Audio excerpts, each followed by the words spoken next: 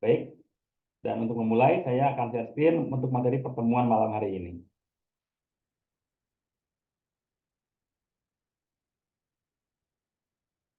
Maaf, salah. Ini yang tadi share.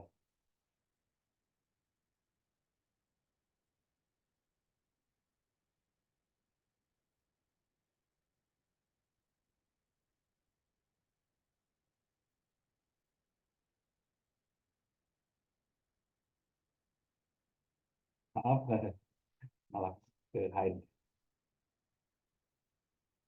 Oke, di sini saya akan memperkenalkan diri terlebih dahulu, yaitu nama saya Asep Marzuki. Mungkin Bapak Ibu sudah tahu sebelumnya ya, bahwa itu nama saya. Tapi barangkali ada yang belum tahu juga bahwa saya itu merupakan salah satu trainer dari Tibun Nabawi.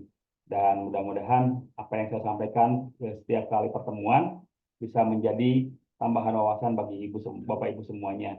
Walaupun pada dasarnya saya yang ingin mendapatkan wawasan ya, dengan pertemuan-pertemuan seperti itu, inginnya saya yang mendapatkan wawasan. Jadi bukan ingin mengajari Bapak Ibu, bukan ingin menjadi guru dari Bapak Ibu, bukan, tapi ingin berbagi, dan mudah-mudahan dari berbagi itu feedbacknya ke saya sendiri gitu ya. Dan mudah-mudahan sekali lagi melalui apa yang kita jalankan selama ini, silaturahim kita senantiasa terjaga. Ya. Ini perkenalan dari saya. Dan untuk pada kesempatan malam hari ini kita akan membahas tentang public speaking. Apa itu public speaking? Saya rasa semuanya sudah tahu public speaking itu apa. Karena public speaking itu adalah ilmu yang merupakan fitrah bagi setiap manusia. Kalau ada yang berpikir saya tidak bisa public speaking, maka mungkin belum tergali potensinya, belum tergali kemampuannya. Karena pada dasarnya tidak ada yang tidak bisa public speaking. Saya yakin semuanya bisa public speaking. Karena dari dua kata ini saja, public dan speaking, kita sehari-hari seharusnya sudah terbiasa. Speaking artinya berbicara, public artinya umum. Jadi artinya public speaking berbicara di depan umum. Siapa umum? Tentu saja umum itu bukan diri kita. Setiap orang di luar diri kita. Kita berbicara dengan keluarga kita. Kita berbicara dengan sahabat kita. Itu sebetulnya sudah public speaking. Cuman kita tidak sadar saja. Kita tidak sadar kalau sebetulnya kita sedang public speaking.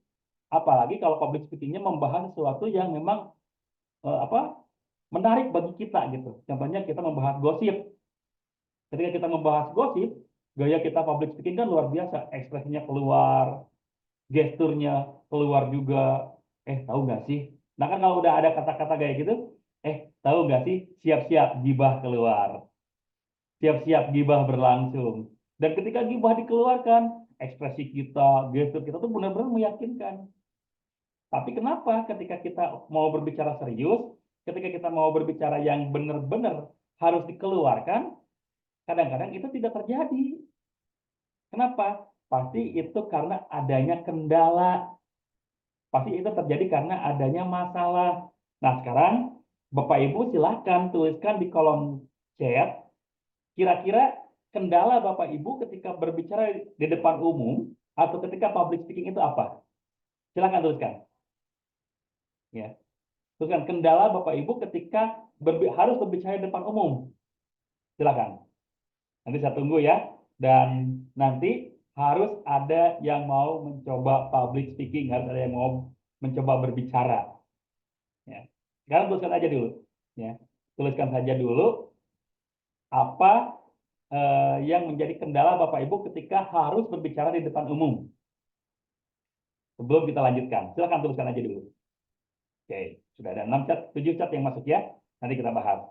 Tapi sebetulnya, kenapa kita harus paham dulu bahwa public speaking itu adalah ilmu fitrah kita semua, ilmu yang kita miliki sebetulnya, bukan ilmu yang harus dipelajari melalui berbagai jurnal, berbagai penelitian, berbagai macam disiplin ilmu. Public speaking itu tidak ada batasan ilmunya. Makanya public speaking itu bukan ilmu seperti Tibun Nabawi yang ada dasar ilmiahnya, tapi public speaking itu adalah ilmu amal, ilmu yang memang harus diamalkan. Kalau tidak kita amalkan, Ya tadi, ketika kita berbicara dengan teman kita, ketika kita berbicara dengan saudara kita bisa lancar. Tapi ketika kita berbicara di depan halayak banyak yang memang kita tidak kenal, kadang-kadang terjadi kendala. Ya, makanya sebagai public speaker, kita harus menyadari dulu pertama bahwa public speaking itu adalah bakat setiap orang. Allah sudah memberikan fitrahnya kepada kita, yaitu apa? Mulut, lidah, pita suara, dan alhamdulillah saya yakin semua yang hadir di sini bukan orang tunawicara. Ya, insya Allah ya. Karena sudah sering keluar kata-kata tuh, ucapan-ucapan ketika memulai kelas biasanya sudah sebelum di mute, keluar dulu tuh kata-kata. Jadi saya yakin di sini semuanya bukan orang tunawicara, semuanya bisa berbicara. Cuma ya tadi apa kendalanya ketika kita harus berbicara di depan umum? Ya. Padahal harusnya kita sadar bahwa berbicara itu bakat kita yang harus kita asah, yang harus kita latih. Kalau tidak kita latih, ya pastinya akan terjadi kendala. Karena sebetulnya bakatnya sudah ada, tinggal mau atau tidak. Tinggal mau atau tidak kita melatihnya. Karena tadi public speaking itu adalah bakat yang dilatih.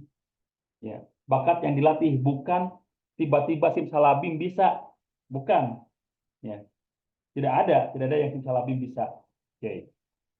Saya stop dulu share-nya. Saya coba buka chat-nya nih. Sudah ada 17 chat yang masuk. Saya melihat.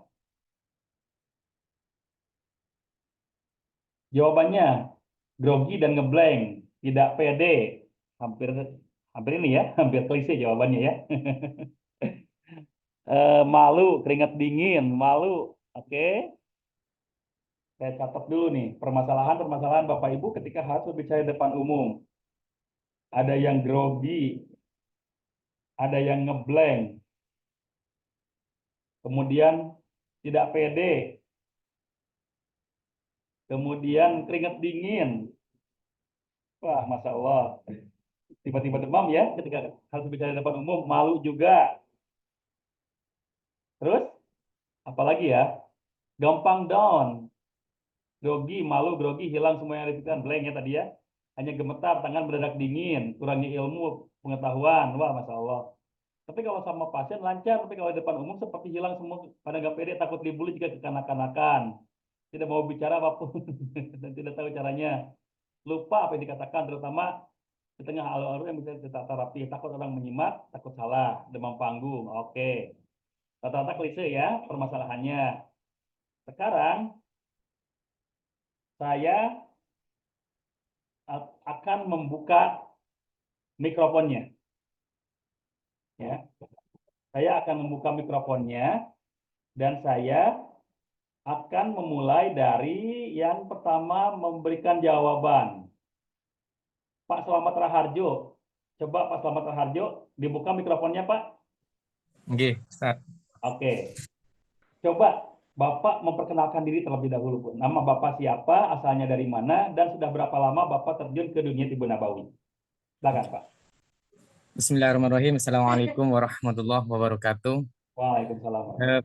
Perkenalkan, nama saya Slamet Raharjo, asal kota Probolinggo, Jawa Timur. Mendalami Tibbun Nabawi sejak tahun 2016. Oke, gimana Oke, Pak perasaannya Pak ketika berbicara tadi? biasa. Biasa aja. Kenapa biasa? Kira-kira Eh, tahu? sering, sering berhadapan dengan orang-orang yang di umum, Ustaz.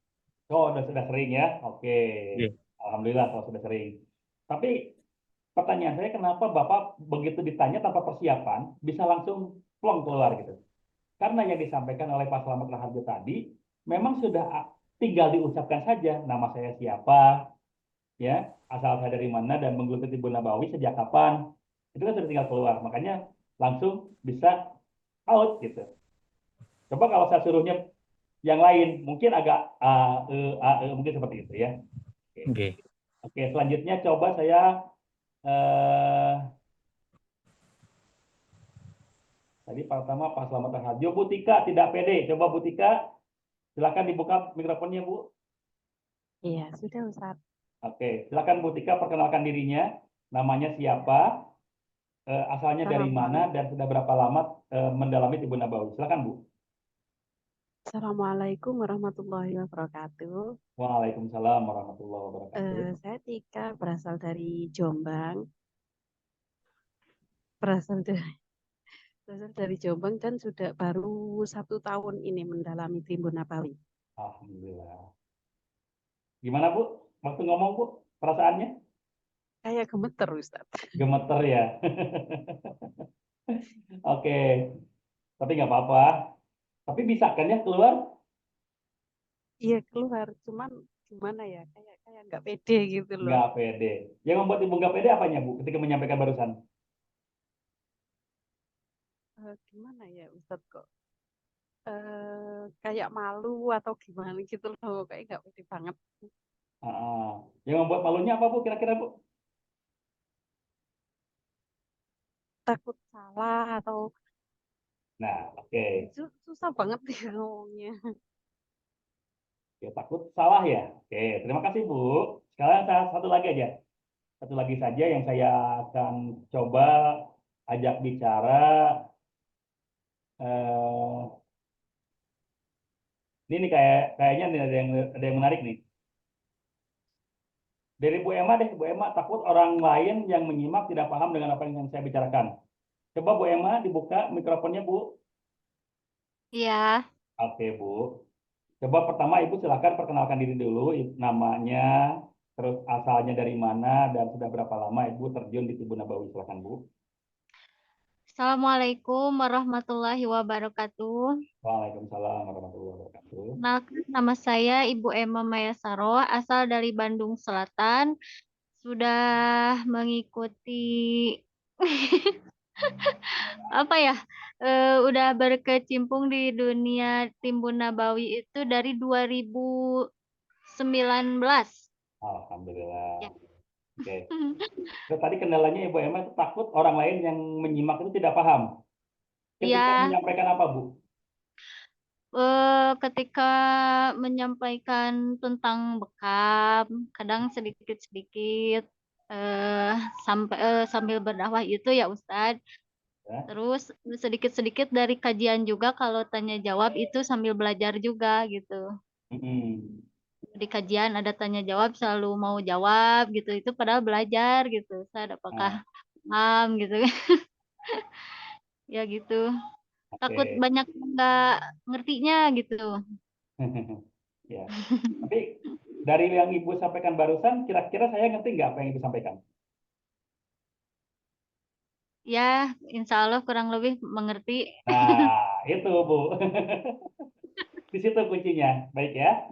Saya akan Ya, mulai lanjutkan ke materi yang selanjutnya. Jadi rata-rata semuanya itu berawal dari mindset.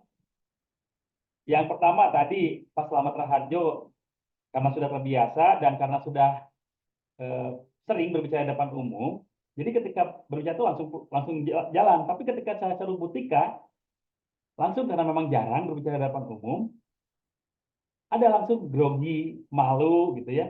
Sama dengan Bu Emma, takut orang lain yang mendengarkan itu nggak ngerti.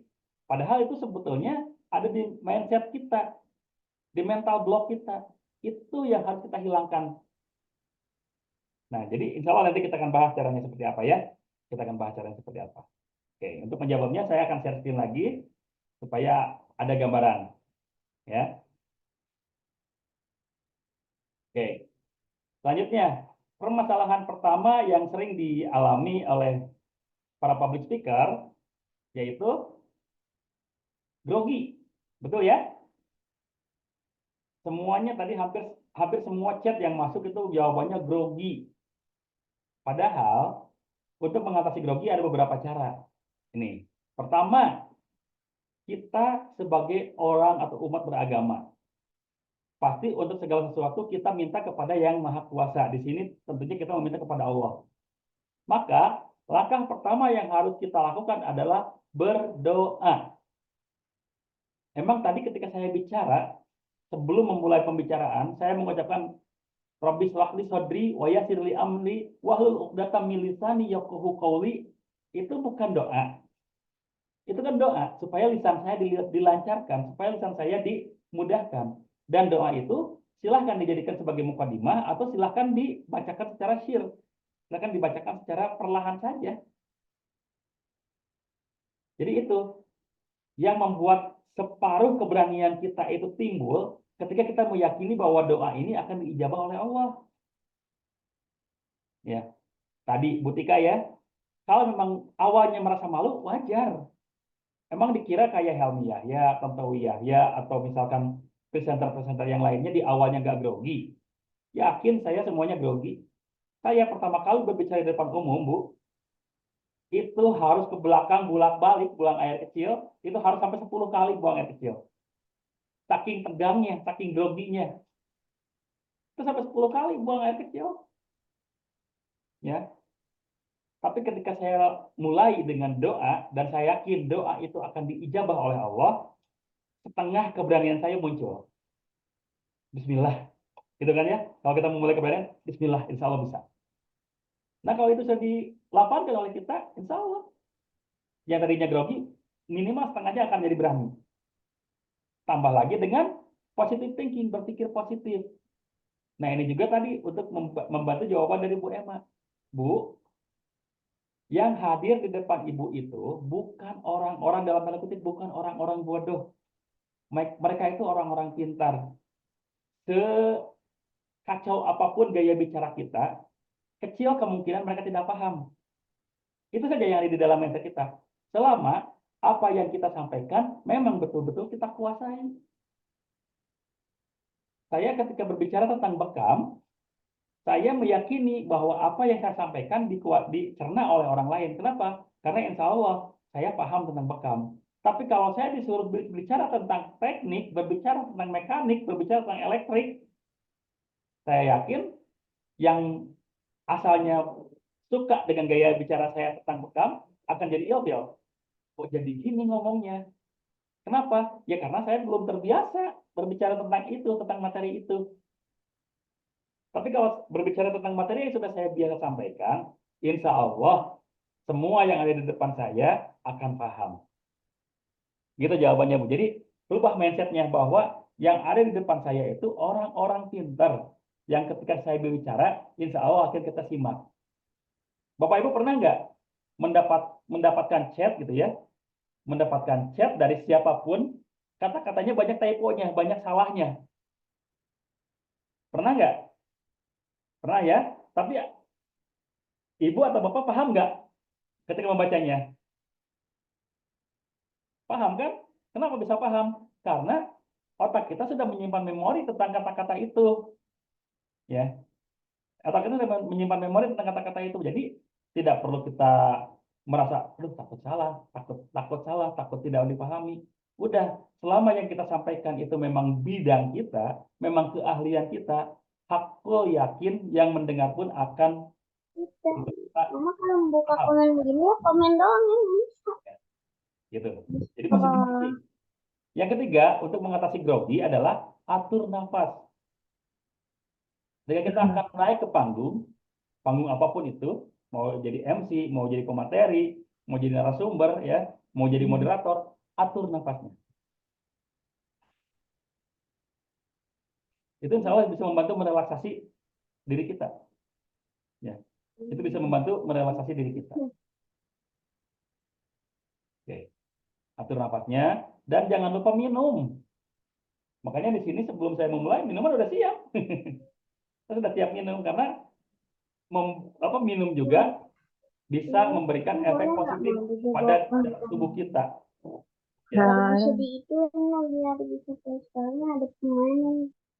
Ketika minum juga bisa memberikan efek positif ke dalam tubuh kita. Karena ketika ion masuk, ketika mineral masuk, itu tubuh kita langsung memberikan efek relaksasi. Sehingga ketika kita berhadapan dengan orang lain pun, insya Allah akan rileks. Cuma resikonya, ketika kita minum saat tegang, memang pasti ginjal ingin mengeluarkan lagi, pasti ingin ke belakang dulu, wajar.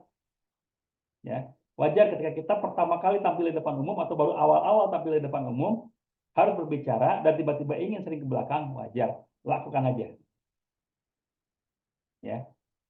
Dan ini tidak lupa juga, ini poin yang cukup penting.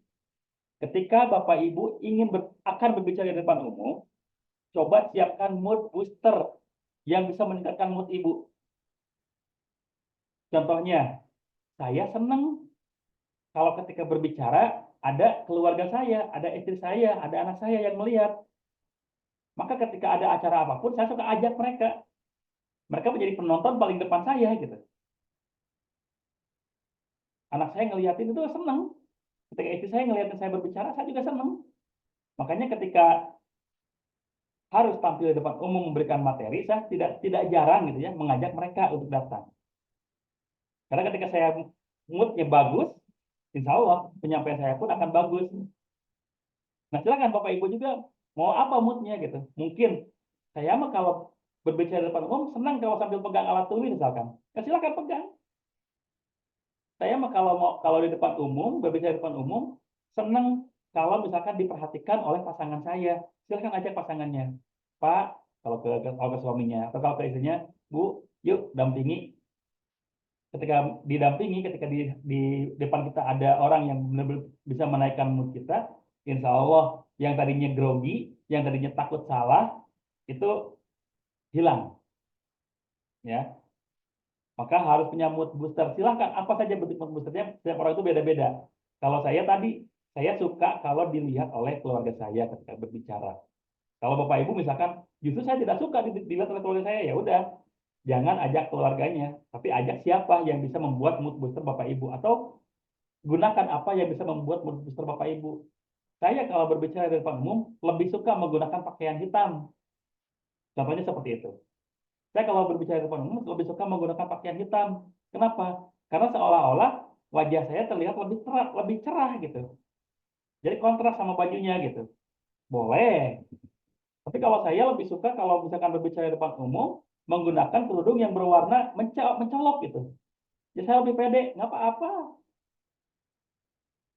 Silakan ambil mood booster apapun itu supaya bisa benar-benar meningkatkan mood Bapak Ibu. Ya. Karena yang tahu mood booster sendiri ya kita sendiri. Ya. Gitu. Tingkatkan mood booster dan yang paling penting persiapan dan latihan. Jangan sampai kita melupakan ini. Jadi, ketika kita diminta untuk berbicara di depan umum hari ini, jangan tadi pagi kita berlatihnya. Minimal seminggu sebelumnya kita berlatih. Kalau kecuali seperti Pak Slamet Harjo tadi sudah terbiasa. Kalau yang baru-baru, setidaknya kita sudah ada di depan cermin, ya, sudah ada di depan cermin berbicara, itu seminggu yang lalu sudah latihan. Untuk apa? Untuk mengatasi kemungkinan terpelesetnya lidah kita, kemungkinan tiba-tiba ngeblank, kemungkinan tiba-tiba gugup. Jadi ketika kita ada di depan cermin, kita sudah persiapkan gayanya seperti apa, cara bicaranya seperti apa, karena audio dan visual itu saling mendukung. Ketika kita terlihat di dalam cermin itu gaya kita oke, itu udah meningkatkan percaya diri kita. Oh, berarti nanti saya gaya seperti ini ketika berbicara. Atau misalkan tidak di depan cermin, pakai HP kita, rekam seminggu sebelum penampilan kita, rekam penampilan kita di depan HP. Nanti akan terevaluasi sendiri. Oh, ternyata saya kalau ngomong seperti ini agak belibet nih. Oh, ternyata kalau saya ngomong seperti ini agak banyak kurangnya nih. Berarti harus dirubah tuh. Oh, nanti saya bicaranya yang ini, yang ini, yang ini, yang ini. Jadi silakan gunakan HP-nya. Gunakan HP-nya, rekam setiap kali pembicaraan kita, evaluasi setiap hari sampai seminggu kemudian minimal, baru insya Allah kita akan siap tampil di depan siapapun. Gitu. Jadi itu salah satu cara menghindari grogi ya. Dan yang berikutnya, untuk menghindari grogi juga, forgive yourself. Kadang-kadang kita itu ketika berbicara di depan umum, satu kali pernah salah. Ya. Satu kali pernah salah. Tapi kitanya tidak bisa memaafkan kesalahan itu. Contoh seperti tadi Bu Emma gitu ya. Bu Emma takut orang lain tidak paham dengan apa yang kita sampaikan. Mungkin itu ada trauma di masa lalu ketika menyampaikan orang tidak paham. Kenapa waktu itu orang tidak paham apa yang kita sampaikan? Mungkin waktu itu ilmunya belum sampai. Tapi sekarang seiring berjalannya waktu, alhamdulillah ilmunya sudah bertambah, pengalamannya sudah bertambah, sudah kesalahan di masa lalu kita move on saja. Maafkan saja kesalahan kita di masa lalu, udah. Itu pengalaman kita. Sekarang kita buktikan menjadi lebih baik. Insya Allah dengan kita melakukan forgive yourself atau melakukan move on, kita akan menjadi lebih baik lagi. Ya. Jadi sekali lagi kepada Bapak Ibu, jangan ragu-ragu ketika harus berbicara di depan umum itu. Salah pasti, tidak ada yang tidak salah ketika kita berbicara di depan umum. Pasti ada salahnya. Tapi kita jangan berpikir kepada salahnya, tapi kita berpikir bagaimana cara mendeliver pernyataan kita atau ucapan-ucapan kita supaya bisa dipahami. Nah, supaya bisa dipahami, otomatis kita sendiri pun harus paham. Kalau kita seperti ngelamun menyampaikannya seolah kita pun ngawang gitu ya, orang lain tidak paham. Tapi kalau kita yakin dengan apa yang kita sampaikan, seperti tadi bergosip gitu ya, tahu nggak si Anu kemarin tertangkap loh korupsi 271 triliun. Siapa? Suaminya Dewi Sandra, padahal salah. Suaminya Sandra Dewi gitu kan, contohnya seperti itu. Tapi ketika kita yakin membicarakannya gitu ya, orang itu percaya, oh suaminya Dewi Sandra, langsung diserang ke komentar di Instagramnya kan gitu kan. Itu berawal dari seperti itu, berawal dari gosip. Dan karena literasi di masyarakat kita pun masih sangat minim. Tapi itu jangan dijadikan patokan. Yang penting ketika kita yakin menyampaikannya, insya Allah siapapun yang ada di depan kita akan terpengaruh. Ya. Pernah dengar kasus nabi palsu? Ya. Banyak kan kejadian-kejadian baik di zaman setelah Nabi malah sampai sekarang banyak yang mengaku nabi-nabi. Padahal kita tahu nabi palsu. Pertanyaan saya, kenapa kok banyak pendukungnya? Apakah yang mendukung itu orang-orang bodoh? Ternyata tidak. Yang mendukung itu banyak orang-orang pintar juga ternyata. Tapi kenapa mereka bisa terpengaruh? Ya karena si nabi palsu ini ketika menyampaikan meyakinkan. Nah, kita kan seperti itu. Jadi bukan berarti kita berhenti belajar ya, bukan berarti kita stop belajar. Tidak. Kita terus belajar, tapi ketika kita sampaikan, kita yakin saja dengan apa yang kita sampaikan. Kesalahan masa lalu kita ya sudah kita lupakan, kita sampaikan yang kita tahu sekarang. Ya, insya Allah dengan cara seperti itu akan membuat kita lebih mudah ketika berbicara di depan umum. Selanjutnya, untuk teknik vokal kita lewat aja dulu karena ini bisa diatur, bisa dipelajari terus gampang ya. Nah, sekarang yang sering terjadi ketika kita berbicara di depan umum dan seolah-olah kita menjadi tidak pede karena sering terjadi kesalahan-kesalahan ini. Kita sering mengalami no eye contact, tidak ada eye contact, tidak ada tatapan mata ke orang-orang yang berada di depan kita. Padahal Pak Bu, itu tuh sangat penting. Dengan eye contact kepada audiens, itu bisa meningkatkan percaya diri kita. Contoh, misalkan 10 orang yang ada di depan kita, jangan sampai ratusan, jangan sampai ribuan dulu deh. 10 orang yang ada di depan kita, satu orang memperhatikan kita, dan kita perhatikan balik kepada dia yang memperhatikan kita, cara bicara kita akan terangkat lebih baik. Cara kita bicara akan menjadi lebih baik. Jujur, silakan. Perhatikan sama Bapak Ibu, misalkan kalau kita lagi berbicara di depan orang, ya tadi jangan banyak-banyak, 10 orang saja di depan kita, dan ada beberapa orang yang tidak memperhatikan, kita malah fokus kepada yang tidak memperhatikan, kita sendiri akan kehilangan fokus.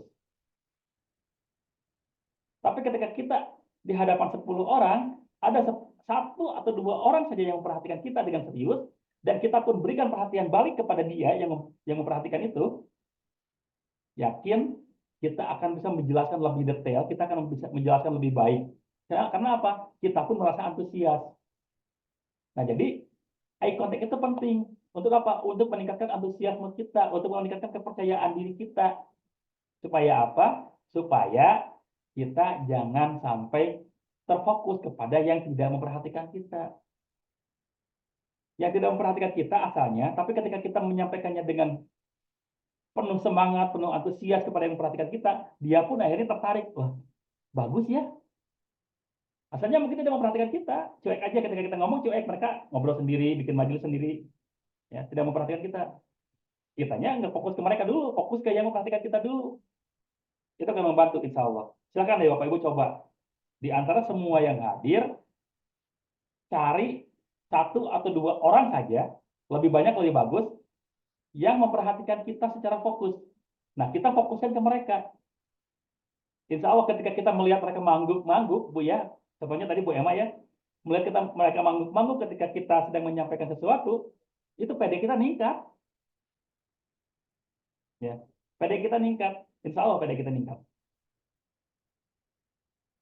Jadi silakan, eye contact itu harus diperhatikan. Jangan sampai kita ketika berbicara gini ke atas, Assalamualaikum warahmatullahi wabarakatuh, atau nunduk gitu ya, Assalamualaikum warahmatullahi wabarakatuh. Itu justru mengurangi perhatian orang kepada kita. Dan ketika kita semakin tidak diperhatikan, kita akan down. Tapi ketika kita mengucapkan salam aja, Assalamualaikum warahmatullahi wabarakatuh, kita yang memperhatikan sekitar, mencari siapa yang memperhatikan kita, insya Allah itu akan meningkatkan percaya diri kita. Ya. Dan yang kedua yang sering terjadi itu vokal terlalu kecil. Karena tidak pede, akhirnya mic-nya dijauhkan. Betul nggak ya? Mic-nya dijauhkan sehingga ketika kita ngomong nggak jelas. Akhirnya ketika ngomong kita nggak jelas, orang-orang itu kan nggak akan mendengar apa yang kita ucapkan. Ya udah, mereka akan asik sendiri. Jadi ketika ngomong itu harus sesuai. Ketika mikrofonnya segini cukup misalkan ya, ya udah segini aja konsisten. Jadi suara kita benar-benar konsisten terdeliver kepada orang lain. Tapi walaupun suara kita udah fokus, suara kita udah benar-benar stabil gitu ya, masih ada saja orang yang tidak akan memperhatikan kita. Akan masih ada orang yang tidak memperhatikan kita, walaupun kita sudah berbuat yang terbaik. Akan ada. Makanya kita jangan fokus kepada yang tidak memperhatikan. Fokusnya kepada yang memperhatikan saja. Ya. Dan yang ketiga yang sering terjadi itu adalah over kinestetik. Terlalu banyak gerak. Bergerak, gestur, bagus. Ya, itu bagus, gestur itu. Tapi kalau terlalu banyak, itu bisa melihat, orang lain itu akan melihat jenuh justru. Ini apa sih gerak terus? Ngomong apa sih dia, gerakannya banyak banget. Jadi gerakannya sesuaikan. Kalau memang cukup gerakan tangan aja.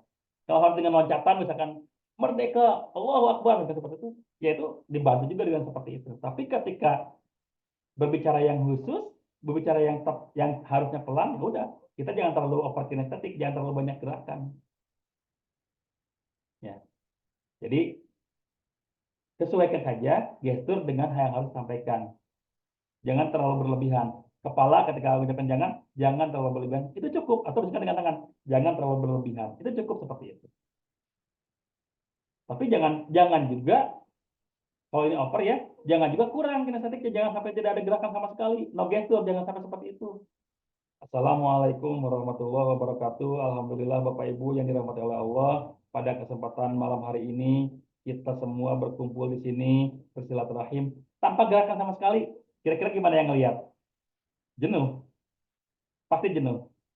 Makanya gestur itu perlu, tapi jangan sampai over kinestetik. Dan kesalahan umum yang terjadi sering kali, selain grogi, adalah padding. Apa itu padding? Padding itu jadi kayak seperti ada jeda dalam berbicara dengan mengucapkan kata-kata yang tidak perlu. Atau mengucapkan satu huruf yang tidak perlu. Contohnya, pernah nggak? Ketika ngomong banyak nya. Ini ya, begini ya. Nah, itu biasanya menunjukkan bahwa di dalam otak kita itu sudah banyak yang ngeblank. Banyak yang ngeblank, banyak hilangnya. Makanya banyak nya. Supaya tidak banyak bagaimana? Daripada kita menggunakan lebih baik kita jeda saja. Sebaiknya kita jeda saja omongan kita. Bapak-bapak, ibu-ibu yang dirahmati oleh Allah, pada kesempatan malam hari ini, kita bisa bersilaturahim, kita bisa berkumpul, mengharapkan ridha Allah, dan mudah-mudahan perkumpulan kita benar-benar perkumpulan yang akan dipertemukan kembali oleh Allah di surganya Allah nanti. Daripada kita mengucapkan bapak-bapak, ibu-ibu yang insya Allah pada kesempatan malam hari ini, daripada kita mendingan stop. Karena kalau terlalu banyak itu bosan, tapi ketika ada jeda, ketika kita berbicara, itu biasanya orang penasaran, ini mau ngomong apa lagi nih. Tapi jedanya jangan terlalu banyak, cukup 1, 2, 3 detik mulai lagi. Ya. Daripada padding gitu ya, daripada atau ya pokoknya ucapan-ucapan yang tidak terlalu perlu lah diucapkan gitu. Coba Bapak Ibu rasakan aja, ketika kita mendengar orang yang banyak nya ketika ngomong, kita sendiri gimana? Jenuh. Makanya jangan dibiasakan banyak jangan ada padding ketika kita berbicara, jangan ada padding di antara kita. Ya. Begitu cara mengatasi grogi. Dan ada satu lagi yang sering terjadi itu adalah belibet. Ngomongnya belibet. Ya. Benar nggak? Sering orang yang kedengeran ngomongnya tuh belibet. Karena terlalu kencang dia berbicara, terlalu cepat dia berbicara, akhirnya belibet. Sering ya? Nah, untuk mengatasi itu, supaya tidak belibet, maka disiasati dengan memperpanjang huruf belakang setiap kata. Ya, memperpanjang huruf belakang setiap kata. Bapak-bapak, ibu-ibu, alhamdulillah pada kesempatan malam hari ini kita bisa berkumpul, bersilaturahim, bersilaukhuwah, bermusafahah, bermuwajahah. Jadi dipanjangkan huruf terakhir di setiap katanya. Itu untuk mencegah belibet, karena kalau kita tidak panjangkan, khawatirnya kita ngomongnya tidak ada remnya. Kalau kita ngomong tidak ada remnya, sangat mungkin orang itu akan tidak jelas mendengarnya. Makanya perlu ada jeda, perlu ada rem. Nah, salah satu remnya adalah dengan memanjangkan huruf terakhir dari setiap kata yang kita ucapkan. Insya Allah tidak akan belibet. Biasanya belibet itu pertama terjadi ketika orang berbicara terlalu cepat. Kenapa orang bisa berbicara terlalu cepat? Di dalam otaknya banyak yang ingin dikeluarkan, tapi kemampuan mulutnya terbatas. Saking banyaknya nih mau dikeluarkan. Materi ini mau keluar, materi ini mau keluar, materi ini mau keluar. Sementara kemampuan mulut kita terbatas, makanya kita atur saja dengan rem tadi. Memperpanjang huruf terakhir di setiap kata yang kita ucapkan. Insya Allah itu mengurangi belibet. Nah, sekarang kira-kira Bapak Ibu ada nggak yang bersedia? Raise hand aja, raise hand. Nanti saya buka mikrofonnya. Yang bersedia berbicara di depan kita semua dengan materi yang silakan Bapak Ibu yang mau sampaikan saja. Sebagai tes keberanian, tes kegugupan. Silakan. Yang mau angkat tangannya, raise hand. Ayo, jangan malu. Insya Allah di sini tidak untuk dipermalukan, tidak untuk dibuat tidak untuk dibuat bahan tertawaan, insya Allah tidak. Kira-kira ada yang mau, silakan. Raise hand saja, raise hand. Silakan. Pak Mas Nurdin, mau berbicara Pak? Mulai berbicara? Oke, siap. Silakan Pak. Silakan, dibuka mikrofonnya. Halo, Assalamualaikum warahmatullahi wabarakatuh. Waalaikumsalam warahmatullahi wabarakatuh. Perkenalkan, nama saya Haji Nuruddin dari Bumayu Brebes. Aktivitas sehari-hari saya adalah sebagai hipnoterapis dan juga seorang dai, biasa berdakwah. Kebetulan saya ada pesantren kecil-kecilan. Tujuan saya ikut latihan public speaking adalah untuk memperkuat dan menambah wawasan tentang bagaimana caranya kita menghadapi orang banyak. Karena jujur, walaupun saya hampir setiap hari bicara di depan banyak orang, seringkali saya juga mengalami down atau kadang-kadang di tengah-tengah terus kadang-kadang kayak kurang pede. Jadi tujuan saya ikut pembelajaran public speaking ini supaya meningkatkan bagaimana ketika saya berbicara di depan umum tanpa ada keraguan-keraguan lagi, yang mestinya ketika yang saya sampaikan ke publik ini menjadi sesuatu yang benar-benar dipahami dan mereka bisa puas dengan apa yang saya jelaskan. Mungkin itu dulu. Sekian, wassalamualaikum warahmatullahi wabarakatuh. Waalaikumsalam warahmatullahi wabarakatuh. Sebentar Pak Haji, saya pengen tanya dulu, yang biasa membuat Pak Haji down apa Pak Haji? Ya, saya ini kan biasa kalau ngaji kan sila gitu ya, duduk. Lah kalau tiba-tiba di panggung itu kan ngaji kita ketika bicara depan umum kan berdiri. Lah karena saya kan orangnya pendek, kadang-kadang suka terus tiba-tiba di tengah-tengah itu terus down gitu. Iya, itu. Saya biasa ngajinya kan sama santri itu sila, sama orang-orang jamaah itu sila di masjid, di majelis. Nah, tiba-tiba ada undangan ngaji dengan di panggung itu berbeda. Istilah kepercayaan dirinya itu agak menurun ketika karena saya ini kan orangnya pendek, terus terang aja. Oke, siap Pak Haji, bisa dipahami. Ini sebagai saran saja Pak ya. Ketika orang lain menyuruh kita berbicara itu, apakah mereka ingin mendengarkan atau ingin melihat?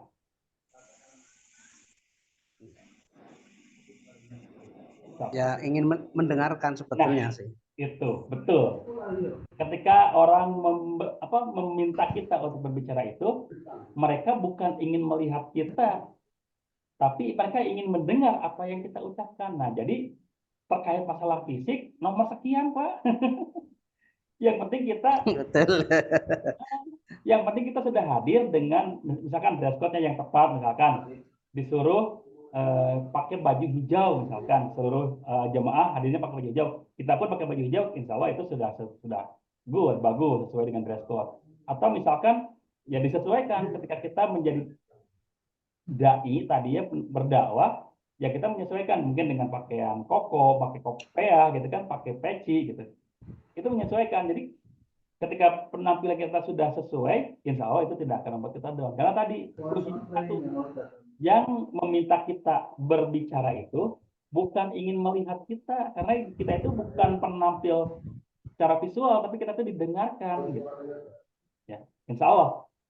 Mulai sekarang Bapak rubah mindsetnya. Jadi tadi rubahnya, kalau memang kita disuruh berbicara oleh siapa saja, berarti mereka ingin mendengar apa yang kita ucapkan. Ya. Ingin mendengar yang kita ucapkan, bukan ingin melihat kita secara keseluruhan, bukan. Ya. Ingin mendengar yang kita ucapkan. Jadi jangan khawatir, insya Allah dimanapun kita disuruh, siapapun yang menyuruh kita, kalau kita sudah punya mindset seperti itu, insya Allah kita. Ya Pak ya? Siap. Terima kasih. Terima kasih sekali. Sama-sama. Silakan siapa lagi yang mau mencoba berbicara di depan umum, mungkin silakan aja. Ucapkan seperti Pak Nurudin tadi, ucapkan kendalanya apa yang sering dialami mungkin. Silakan. Bu Haji, silakan. Mau? Boleh lah nyoba. Oke, silakan Bu, coba. Ya, bismillahirrahmanirrahim. Assalamualaikum warahmatullahi wabarakatuh. Waalaikumsalam warahmatullahi wabarakatuh. Perkenalkan, nama saya Ibu Iis Kartini. Sekarang saya tinggal di Kabupaten Sanggau, ikut suami. Asal dari Bandung, Jawa Barat, Cicahem tepatnya. Oh, tetanggaan. Iya. Banyak kendaraannya di terminal Cicahem. Ya. Saya nih pada saat bicara di depan orang banyak gitu, karena saya kebetulan istri pegawai, jadi kadang-kadang diminta untuk berbicara di depan umum di kantor gitu.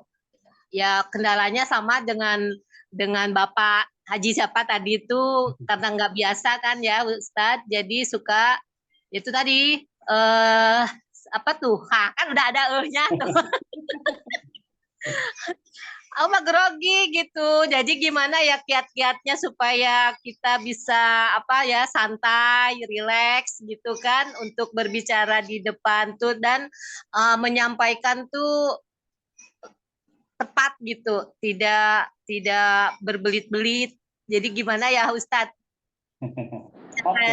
Supaya singkat, padat dan tepat gitu, tidak banyak nya tadi. Baik, baik.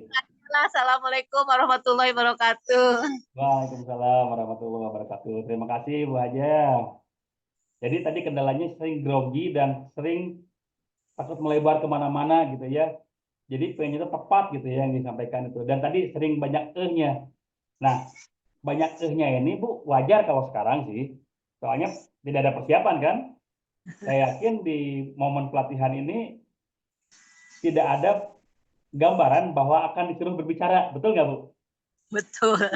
Nggak ada gambaran. Tapi kan namanya public speaking nggak mungkin nggak disuruh bicara. Pasti harus ada praktek berbicara gitu. Nah makanya kalau sekarang banyak wajar karena tidak ada persiapan. Tapi ketika nanti disuruh berbicara di depan umum supaya tidak banyak tadi salah satu caranya adalah kita jeda. Daripada kita jeda saja. Ya, ambil jeda 1 sampai 3 detik aja jeda itu untuk berpikir kitanya mau ngomong apa lagi ya. Kan juga gitu ya, ketika kita ngucapin itu tuh sedang berpikir kita mau ngomong apa lagi ya setelah ini. Nah, daripada kita mengucapkan ketika sedang berpikir, lebih baik jeda. Ya, lebih baik jeda. Gitu ya. Itu yang pertama, Bu. Yang kedua, supaya kita berbicaranya poinnya jelas, kita minimal pegang PowerPoint. PowerPoint itu bukan slideshow saja ya, tapi misalkan kita cukup pegang poin-poin yang akan kita sampaikan. Nih, saya udah punya catatan nih. Kita pegang saja ini. Dan nggak ada salahnya kok ketika kita berbicara ke depan sambil bawa kertas. Nggak ada salahnya. Dan kita cukup berbicara seputar itu saja.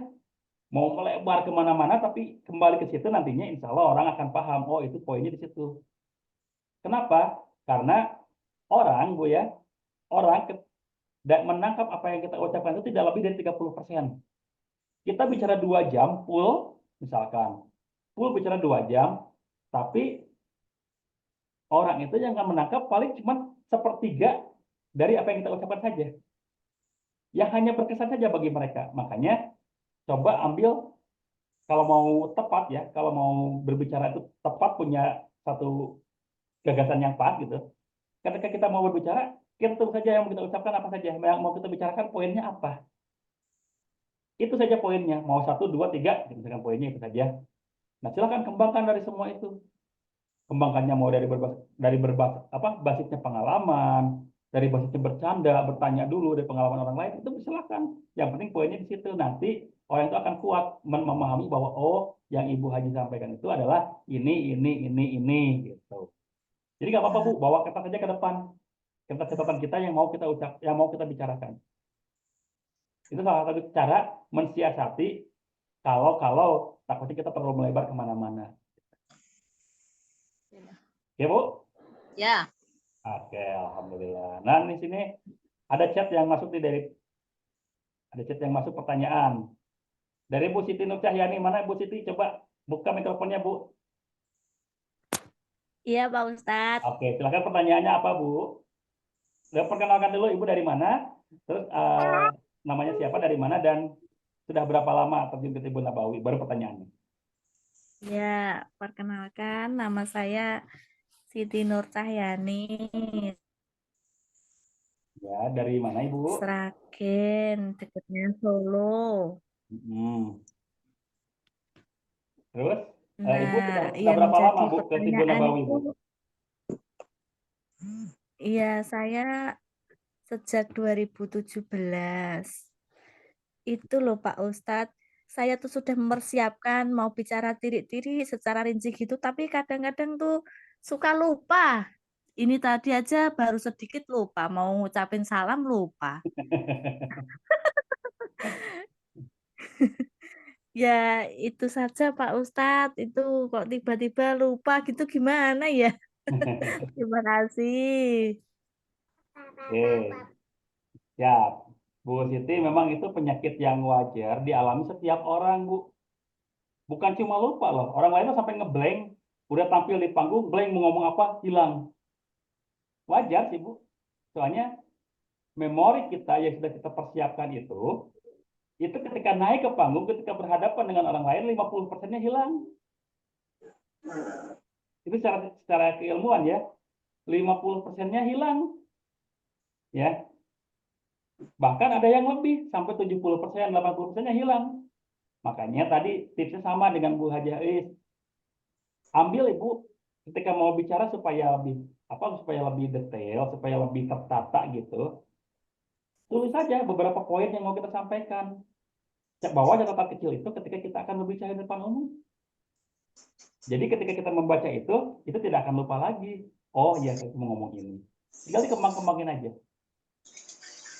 Ya. Gitu ya, Bu ya. Jadi Ibu, Ya. untuk mensiasatinya di awal, silakan bawa catatan kecil ke atas panggung atau ke atas mimbar atau kemanapun ketika Ibu mau berbicara. Bawa catatan kecil dan di catatan itu sudah dipersiapkan poin-poin yang mau Ibu sampaikan. Jadi ketika ada yang lupa, boleh lompat dulu ke yang mana, nanti akan kembali lagi ke sana. Jadi silakan aja. Ya, silakan aja. Dan kita jangan terpaku misalkan kita udah mempersiapkan ini poin A, poin B, poin C, poin D. Ketika kita di poin A lancar, tapi ketika kita masuk poin B misalkan, ketika kita masuk poin B, kok tiba-tiba lupa? Udah, lompat saja ke poin C. Karena orang yang ada di depan kita tuh nggak tahu kita mau ngomong apa setelah poin A. Gitu. Orang tuh nggak tahu kan. Misalkan pertama saya mau ngomong masalah bekam, keduanya saya mau ngomong masalah herbal, ketiga saya mau ngomong masalah ruqyah misalkan. Tiba-tiba setelah ngomong bekam, herbalnya kelupaan. Langsung ke ruqyah. Apakah orang yang di depan kita sadar? Nah, ini salah nih. Tadinya bukan ini mau diomongin. Sadar nggak kira-kira? Wah, Enggak, karena kita yang tahu itu. Nah, makanya ketika kita lupa satu hal, ya sudah. Nah, jangan dipikir dulu yang lupanya. Nanti juga ingat sendiri kok ketika kita misalkan masuk ke poin yang lain, oh iya, tadi saya mau ngomong ini. Nah, baru disambungkan lagi aja. Gitu, Bu. Jadi jangan khawatir kita jangan khawatir orang lain akan sadar kalau kita lupa, jangan khawatir. Orang lain itu nggak tahu kok apa yang mau kita ucapkan, yang mau kita katakan. Orang lain itu nggak sadar. Ya. Jadi silakan aja. Silakan aja. Oke, Pak Subhan. Pak Subhan, di sini kan tadi saya bilang ini public speaking. Jadi pertanyaannya silakan disampaikan saja, Pak. Silakan Pak Subhan dibuka mikrofonnya. Ini Ustadz, Ya, silakan. mohon izin bertanya Ustadz, bagaimana supaya audiens itu bisa paham dengan apa yang kita sampaikan dan terkesan dan bisa ingat mendalam, bisa sampai ke rumahnya masing-masing gitu Ustadz. Oke. Pertanyaan Pak Subhan, kira-kira saya tangkap, saya pahami nggak? Bukan ke yang sampah yang panas ya? Halo? Pak Subhan? Pertanyaan Pak Subhan, menurut Bapak gitu ya, dari apa yang Pak Subhan tanyakan, saya paham nggak pertanyaannya? Ya, enggak tahu. Saya paham, Pak. Saya paham bahwa Pak Subhan itu ingin supaya audiensnya memahami apa yang Bapak katakan, gitu kan? Iya. Oke. Kalau saya saja bisa paham, Pak, audiens pun saya yakin berpikiran sama. Jadi jangan berpikir takut audiens tidak paham, jangan. Selama yang kita sampaikan itu memang bidang kita, selama yang kita sampaikan itu adalah memang kemampuan kita, dan kita menyampaikannya dengan sepenuh pengetahuan kita, tidak kita lebih-lebihkan, insya Allah audiens paham. Ya. Contoh. Berarti secukupnya gitu nih Ustadz, yang kita sampaikan. Secukupnya aja ya. Iya. Kalau yang memang kita tidak paham, pasti kita pun akan sambil mikir ngomongnya gitu. Kalau kita sambil mikir ngomongnya, apalagi yang dengar. Tapi kalau kita ngomongnya jelas, memang yakin gitu ya, apa yang kita sampaikan itu benar-benar kita pahami, orang lain pun kemungkinan akan merasakan hal yang sama. Karena intonasi kita pun mempengaruhi, Pak. Ketika saya ngomongin masalah listrik misalkan, karena saya tidak paham listrik ya, pasti saya ketika ngomong itu sambil banyak berpikir, listrik apa ya, gini, saya omongin. Saya sendiri aja nggak paham, apalagi orang lain.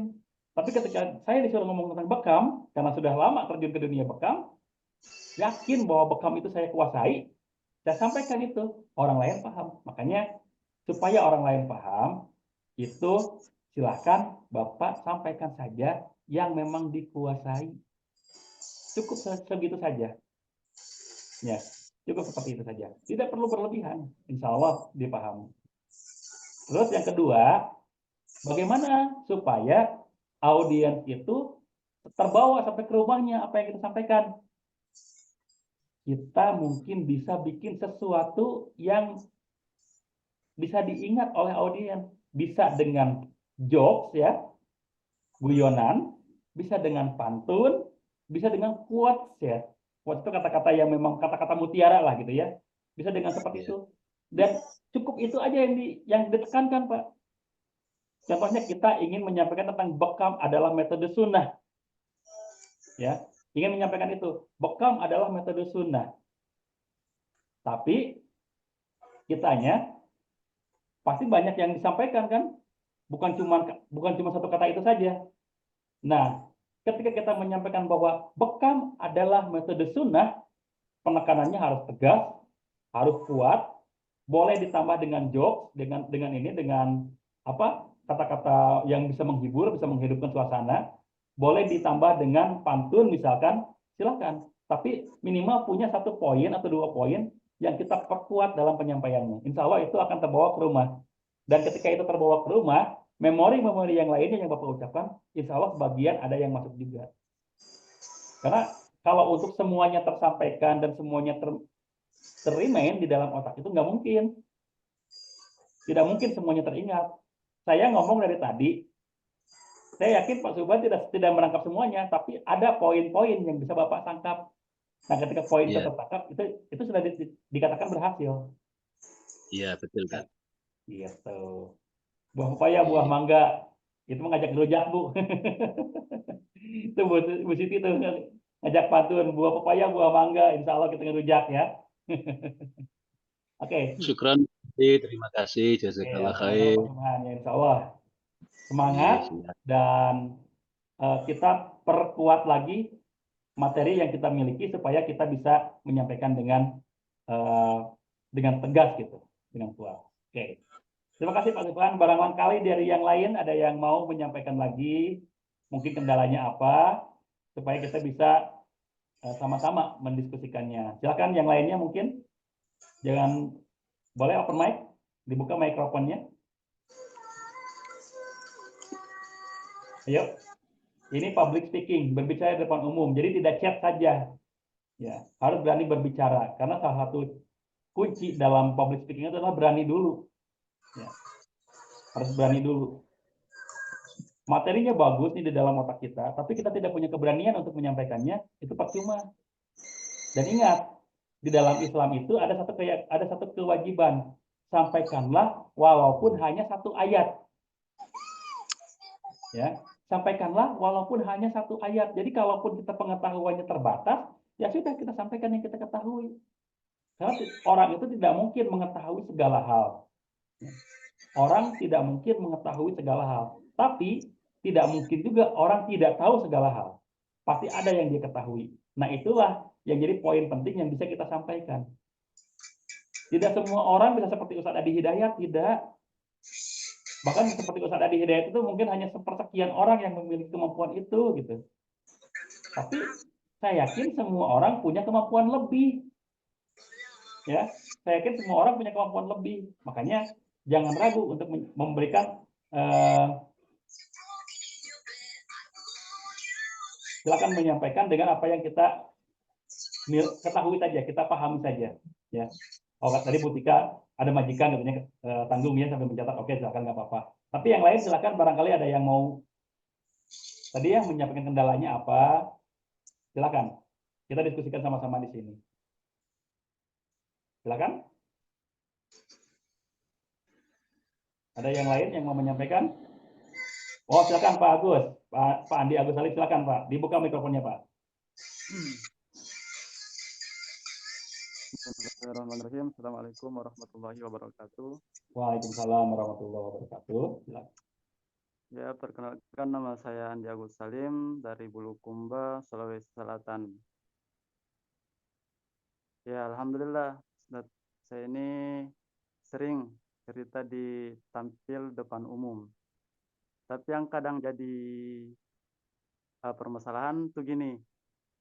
Biasanya tiba-tiba kalau pas lagi cerita depan umum, tiba-tiba kayak orang besar datang, kayak Pak Desa, kayak Pak Kiai yang datang langsung blank. Itu gimana kira-kira cara mengatasinya, Ustaz? Oke, ya. Yang awalnya lancar, pas tiba-tiba datang orang-orang tokoh agama kah, tokoh masyarakat, tiba-tiba langsung blank itu, Ustaz. Langsung hilang materinya. Iya. Oke. Baik, Pak Andi ya. Ini juga sering saya alami di awal-awal ketika saya menyampaikan materi tentang bekam. Guru-guru saya ketika datang, langsung blank. Ini ada Ustaz ini lagi. Sementara yang saya sampaikan adalah ilmu dari beliau gitu. Ya, betul. Sebenarnya yang saya sampaikan adalah ilmu dari beliau. Beliaunya datang, gimana saya menyampaikannya gitu.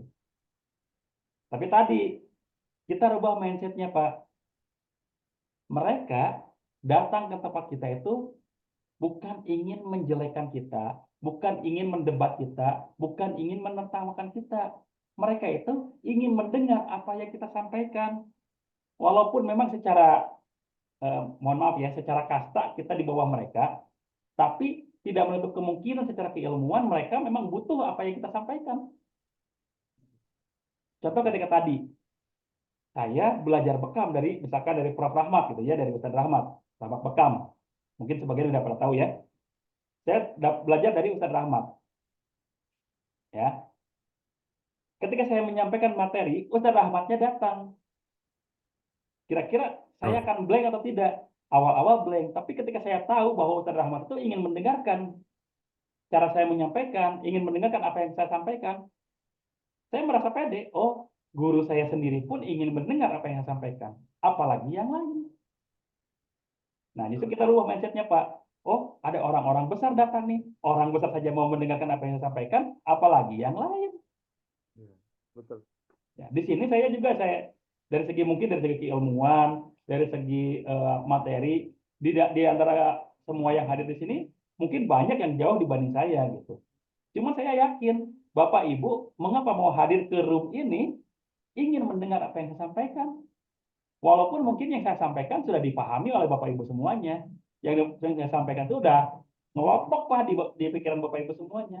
Tapi saya yakin Bapak Ibu makanya mau masuk ke sini ingin mendengar apa yang saya sampaikan. Makanya saya sampaikan saja yang saya bisa. Gitu. Jadi gitu Pak Agus ya.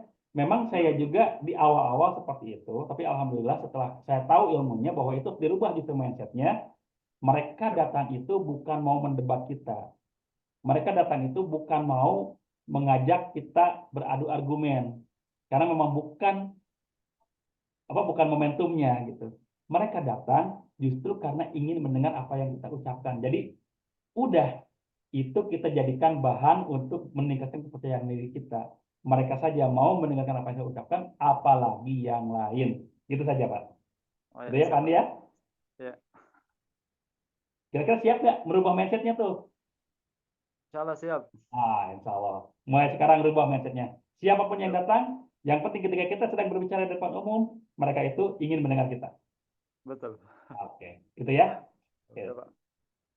Silakan yang lainnya barangkali masih ada yang mau menyampaikan kendalanya ketika berbicara di depan umum. Karena salah satu kendala dalam berbicara di depan umum itu adalah tidak mau berbicara gitu. Makanya saya meminta Bapak Ibu itu kalau mau menyampaikan sekarang waktunya. Soalnya kalau ketika diskusi Tribun Nabawi kan banyak banget ya chatnya ya. Kalau sekarang saya nggak buka chat justru. Silakan sampaikan saja. Silakan yang lain. Kira-kira ada yang mau menyampaikan?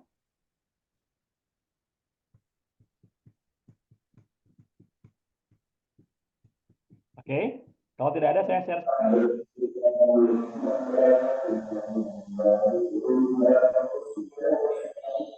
Ini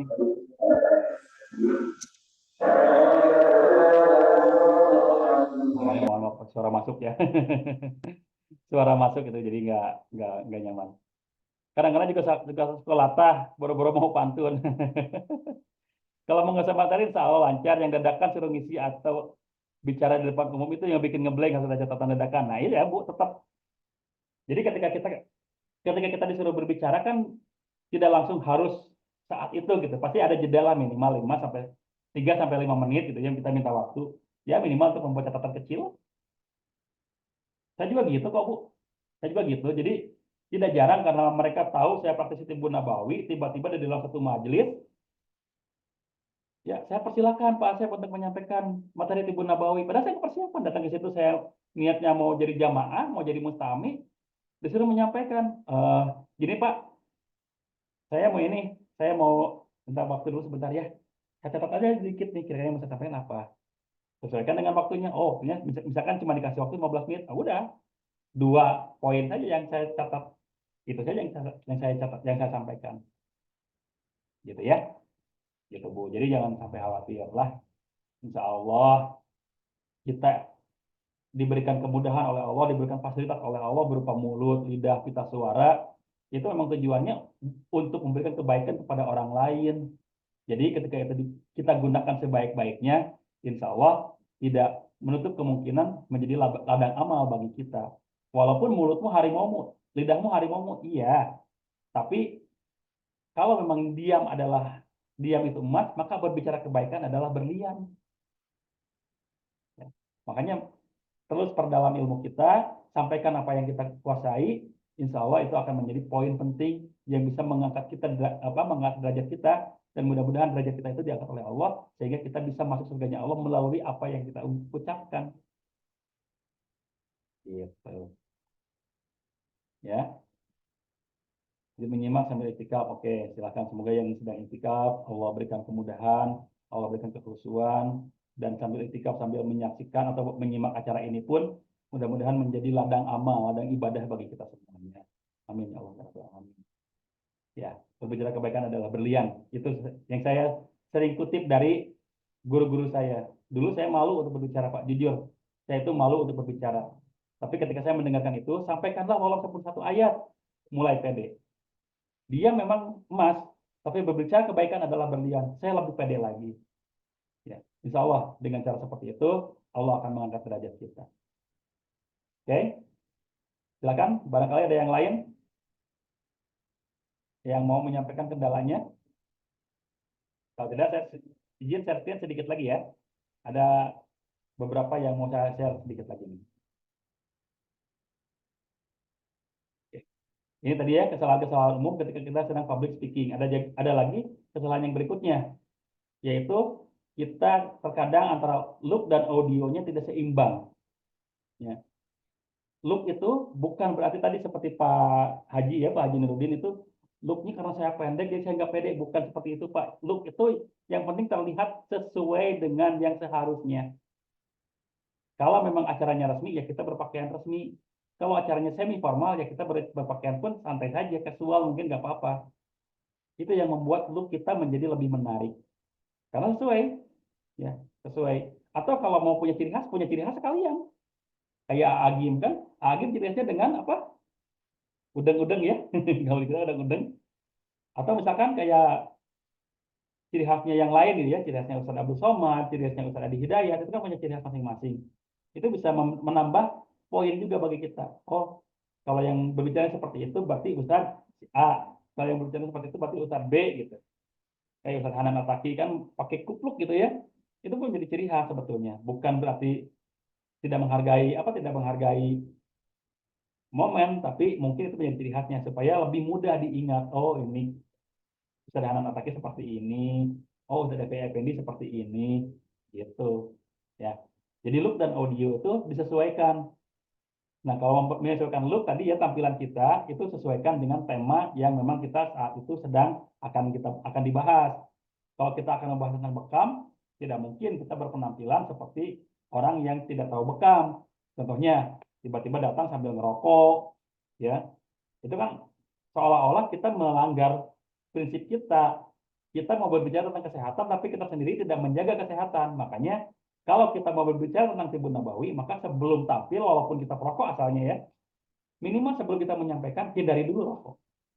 Kita perlihatkan di depan orang lain bahwa kita menjaga kesehatan. Itu membantu look kita, membantu penampilan kita. Audio juga disesuaikan. Tadi audionya. Ini sering saya alami ketika harus bicara di dalam gedung. Ketika harus bicara di dalam gedung, itu ada gema. Halo, halo, halo, halo, halo. Bapak-bapak, bapak, ibu-ibu, ibu-ibu. Kalau saya ngomongnya kecepatan, pasti gemanya akan bertabrakan dengan suara saya. Makanya, ketika saya berbicara di dalam gedung yang memang ada gemanya, biasanya saya perlambat suara saya. Perlambat gaya bicara saya. Supaya apa? Supaya gemanya tidak bertabrakan. Tapi ketika ngomong di depan umum di tengah forum yang terbuka, sebenarnya di panggung terbuka gitu ya, di forum-forum tablik akbar, kadang-kadang di lapangan gitu ya, agak sedikit cepat, agak sedikit bersemangat, itu bagus. Karena harus terdengar sampai ke belakang. Tapi ketika tadi di dalam satu gedung yang bergema, itu bisa mengakibatkan gemanya tabrakan dengan apa yang kita sampaikan. Jadinya tidak bisa dicerna dengan baik. Gitu. Kita mengatur audio. Dan cara mengatur audio yang kedua adalah kita sering-sering latihan vokal. A, I, U, E, O. Ketika bicara A, ya mangap. Ketika I, ya nyengir. Gitu ya. Ketika U, ya manyun. Gitu. Ketika O, ya monyong. Gitu. Benar-benar seperti itu. Jangan sampai kita, Bapak, Ibu, pada kesehatan, ini kita samanya. Itu udah nggak jelas. Ya. Apalagi mikrofonnya jauh, udah nggak jelas. Ngomongnya nggak jelas, kecil lagi lah, udah ditinggal sama audiens kita. Makanya sebelum kita sebelum kita tampil di depan umum, nggak ada salahnya kita latihan vokal. A, I, U, E, O, A, I, U, E, O. Dan yang lebih bagus lagi, latihan vokal itu yang paling utama adalah mendalamkan makhrajul huruf dalam Al-Quran. Itu lebih bagus lagi. Karena banyak kata-kata yang di dalam bahasa Indonesia itu tidak bisa, tapi ketika menggunakan makhrajul huruf bahasa Arab, itu kena. Ya, banyak yang seperti itu. Makanya, selain belajar vokal tadi, coba dalamkan tajwid dalam Al-Quran itu, makhrajul huruf dalam Al-Quran itu diperdalam secara maksimal untuk melatih vokal kita. Kalau orang yang baca Qurannya jelas, baca Qurannya memang bagus gitu ya, ketika dia ngomong itu kadang-kadang sering ya, bukan kadang-kadang, sering kedengaran bagus juga. Ya, seperti itu. Jadi sesuaikan look dan audio kita. Dan kunci untuk bisa tampil di depan umum adalah percaya diri. Untuk meningkatkan percaya diri tadi ya, rubah mindset bahwa siapapun yang datang di acara kita itu bukan ingin mendebat kita, tapi ingin mendengar apa yang kita ucapkan. Sejauh manapun ilmu kita, kalau yang berkenan masuk ke dalam ruangan itu pasti ingin mendengarkan ilmu kita. Walaupun ilmu kita mungkin di bawahnya, tapi orang yang berilmu biasanya justru ingin mendapatkan ilmu dari orang lain. Walaupun dia guru kita, walaupun dia ustadz kita, ketika kita bicara, bukan berarti dia ingin mengkoreksi kita di depan umum, bukan. Dia justru ingin mendapatkan wawasan baru dari kita. Mungkin, oh gaya bicaranya Pak Asep seperti ini, saya seperti ini, nanti saya kombinasikan, nah, mungkin bisa seperti itu ketika guru kita hadir. Saya juga sering kok, ya, sering datang ke tempat orang yang ikut pelatihan saya, dan ketika dia menyampaikan ilmunya, dan ketika sedang menyampaikan ilmunya, saya datang, begitu saya pulang, saya terapkan gaya bicaranya. Sering seperti itu. Makanya tadi kalau ada orang yang datang, siapapun itu ke tempat kita, pokoknya anggap bahwa dia ingin mendengarkan apa yang kita bicarakan. Ya. Kuncinya di situ, percaya diri. Dan kunci yang kedua, kita memiliki teknik vokal yang bagus. Bukan berarti harus pandai menyanyi, bukan berarti harus suaranya merdu, tapi suaranya jelas, lantang, dan intonasinya tepat. Ketika intonasi harus dikencangkan, kencangkan. Ketika intonasi harus melambat, melambat. Contohnya, ketika kita akan membakar semangat, maka otomatis kita kencang suaranya, lantang suaranya. Tapi ketika kita muhasabah, tidak mungkin kita sekencang itu. Pasti akan ada nada yang turun, pasti akan ada volume yang direndahkan gitu. Jadi sesuaikan intonasi itu. Itu salah satu cara melatih teknik vokal kita. Jadi teknik vokal itu bukan berarti kita harus jago menyanyi, bukan, ya. Tapi yang penting kita bisa menyesuaikan antara intonasi, ya, terus suara kita, mulut kita yang A yang harus A, I ya harus I gitu. Jadi tidak ada kata-kata yang samar keluarnya. Ya. Dan yang ketiga yang tidak kalah penting adalah ekspresi dan gestur. Ya. Ekspresi dan gestur. Ketika kita memberikan ekspresi yang tepat, gestur yang tepat untuk setiap perkataan, untuk setiap ucapan, itu akan lebih mudah diingat oleh orang yang melihat kita, orang yang mendengarkan kita.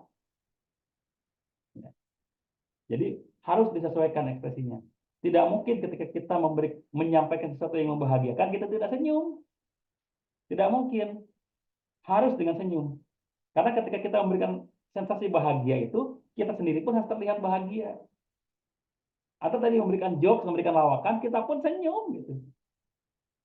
Jangan ketika memberikan jokes, kitanya cemerut. Orang lain, itu ngejokes garing banget sih. Itu bercandanya kok garing banget sih. Makanya harus kita sampaikan secara tepat. Ya. Gesturnya pun begitu. Jangan sampai berlebihan, jangan sampai monoton. Atur gesturnya sesuai dengan kebutuhan. Dan yang berikutnya juga yang tidak kalah penting adalah komunikatif di dalam public speaking.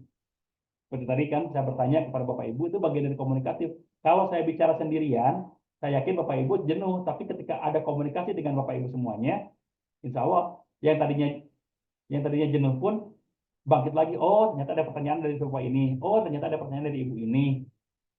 Oh iya, ternyata pertanyaannya sama dengan apa yang saya rasakan.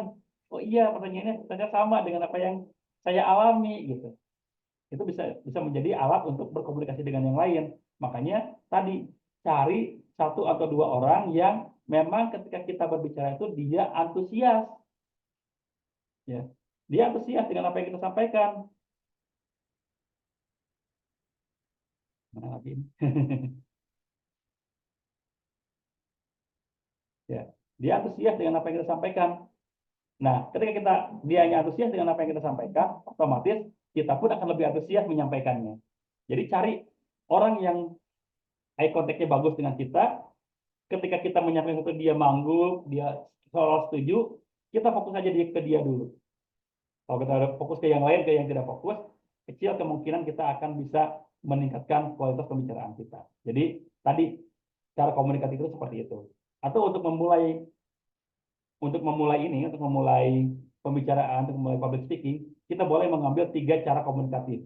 Ya, 3 cara komunikasi. Yang pertama, saya itu biasanya dengan bertanya. Ketika berbicara tentang bekam, pertama saya bertanya, Bapak Ibu sudah tahu tentang bekam? Belum, misalkan. Oh, belum tahu tentang bekam ya, tapi sudah pernah dengar nggak tentang bekam? Iya sih, pernah dengar tentang bekam. Yang Ibu dengar apa tentang bekam? Yang saya dengar tentang bekam ini. Oh iya betul Bu. Memang bekam seperti itu. Nah sekarang saya akan menjelaskan lebih lagi. Boleh Bu ya? Oh iya boleh. Nah itu ketika sudah ada reaksi seperti itu dari audiens kita, itu menunjukkan bahwa kita sudah bisa diterima oleh audiens kita. Makanya cara yang pertama yang paling efektif itu ketika kita berbicara di depan umum adalah bertanya. Ya, bertanya dulu. Itu salah satu cara yang paling efektif untuk menjalin komunikasi dengan audiens kita. Ya, komunikasi yang pertama itu adalah bertanya. Yang kedua, bercerita. Bapak Ibu tahu nggak? Kemarin saya datang ke sini, dan ternyata di sini itu audiensnya seperti ada warga yang seperti ini. Ceritakan detail, runut gitu ya. Biasanya ketika mendengar cerita, orang lain itu akan penasaran. Ya, dengan endingnya, penasaran dengan kelanjutan ceritanya seperti apa. Nah, ketika sedang kita bercerita, baru kita masuk ke materi kita. Akan semakin penasaran lagi orang lain. Ya. Jadi tadi yang pertama itu bertanya, yang kedua itu bercerita. Ya. Supaya lebih bisa meningkatkan komunikasi kita dengan audiens. Yang ketiga, yang sering saya lakukan adalah contradictive position. Memberikan posisi yang kontradiksi ya. Bu, suka dibekam nggak? Enggak, ya udah jangan. Padahal kita mau ngomongin tentang bekam, tapi kenapa saya suruh jangan? Itu mau penasaran loh. Ya ini kan tentang bekam, tapi malah disuruh jangan dibekam. Emang gimana maksudnya? Baru kita jelaskan. Jangan Bu, jangan mau dibekam. Soalnya dibekam itu bisa bikin sehat. Dibekam itu menjalankan sunnah. Dibekam itu seperti ini. Oh gitu. Baru dari penasaran itulah akan terjalin komunikasi-komunikasi yang bagus. Nah jadi salah satu cara, karena di dalam public speaking itu Pak Bu ya, di dalam public speaking itu adalah ada hukum 5 detik awal. Ya, ada hukum 5 detik awal. Ketika 5 detik awal itu kita membuat penasaran orang lain, kedepannya orang lain akan penasaran. Tapi ketika 5 detik awal kita monoton, orang lain itu langsung akan ilfil. Nah makanya supaya tidak terlihat monoton, supaya tidak membuat ilfil, coba di 5 detik awal itu bikin sesuatu yang ger. Boleh bertanya, boleh bercerita, boleh memberikan contradictive proposition. Ya. Boleh seperti itu. Itu salah satu cara supaya ketika kita berbicara di depan umum, siapapun audiensnya itu akan lebih memperhatikan kita. Ya, baik. Mungkin kalau tidak ada yang mau menyampaikan lagi, saya cukup sampai di sini dulu Bapak Ibu ya. Sudah jam 10 malam, alhamdulillah yang disampaikan mudah-mudahan menjadi ilmu yang bermanfaat, bukan bagi Bapak Ibu tapi bagi saya sendiri. Dan sekali lagi terima kasih kepada yang sudah hadir. Mudah-mudahan kehadiran Bapak Ibu semuanya bisa menjadi ladang amal karena kita sudah bersilaturahim, senantiasa menjalin ukhuwah Islamiyah di antara kita semuanya. Akhirul kalam, marilah kita sama-sama tutup pertemuan ini dengan sama-sama membacakan doa kifaratul majlis. Silakan dibuka mikrofonnya, kita sama-sama bacakan doa kifaratul majlis. Bismillahirrahmanirrahim. Subhanakallahumma wa bihamdika asyhadu an la ilaha illa anta astaghfiruka wa atubu ilaik. Untuk ini kesempatan terakhir. Assalamualaikum warahmatullahi wabarakatuh. Saya izinkan Bapak Ibu ya. Insya Allah untuk yang kelas reguler, insya Allah bisa kita bertemu lagi.